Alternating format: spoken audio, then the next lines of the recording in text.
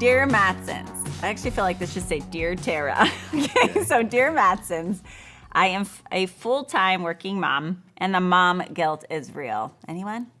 I compensate my guilt by signing up to be the team mom, room mom, and on all of the committees to prove to my kids that I love them and I want to be involved in their lives. Sincerely, the overcommitted and overwhelmed. Oh, I feel you, sister. Okay. I'm assuming that's a woman because they said mom guilt. Dads don't really feel this. Let's just start there. They just don't get to the same guilt. There's something, I would say, particularly in the Christian culture, we have this ideal woman that can do anything and everything. She can work a full job. She can make these amazing meals every night. Her house is always clean, and she is running everywhere, volunteering in every committee, and her children are very well behaved. Anybody? Well, Yeah. in some exist. parts of our Christian world, the work, a full job is not a part of that equation. That's true. So yeah, but the super mom is what you're getting at. Got it. She's super, and she doesn't exist. Right. And so Yeah. I want to say that first off, I think us women have to realize we have choices. We always have choices. And I think if we can put that in the forefront and to say, what am I choosing? Am I going to choose to be the team mom? Then that means that I probably am going to have to get a B plus, maybe a B minus at work, if that's what I'm going to choose to do. Or if I'm going to try to excel really at work, then I might have to get a B minus on the team mom job, or let another mom who's coming up behind me who can't wait to be that classroom mom, give her a chance to actually step up and be invited in. Usually when you're the kind of mom who volunteers for all these things, you actually can be a voice of encouragement for other moms to have them step in and to say, you know what, you would be really great for this. Why don't you be the one and I'll teach you everything I did. I'll give you all my spreadsheets, whatever you've been doing all these years, tee them up. But sometimes moms who aren't the first to volunteer just need somebody else to encourage them to be that.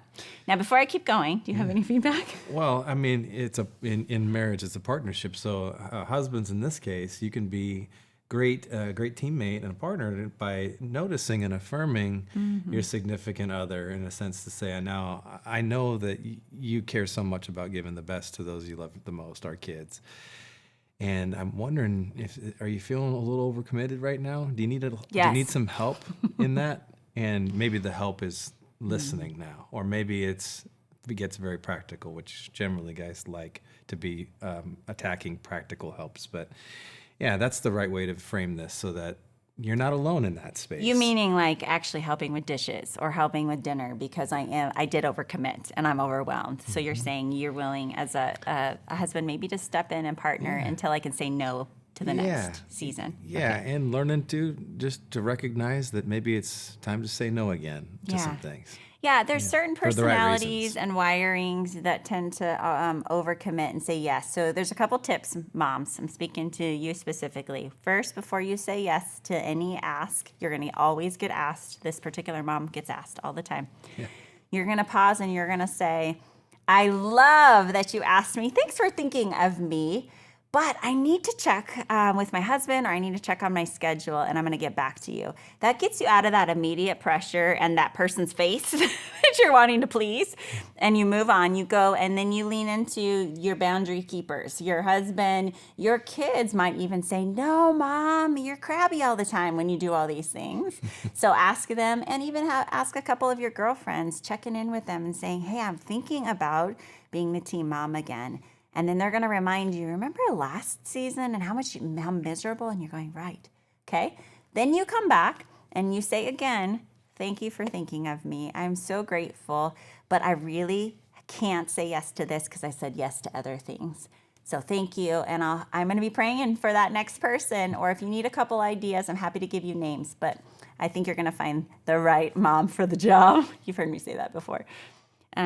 But I think just having that in your back pocket, knowing how to get out of a situation when you get asked, making sure you have a team that's helping you say no, and then knowing how to actually conclude. Now, I will say, there are those pressure people who push our boundaries, and after you said no, now they're asking you, and they say, nobody else can do it.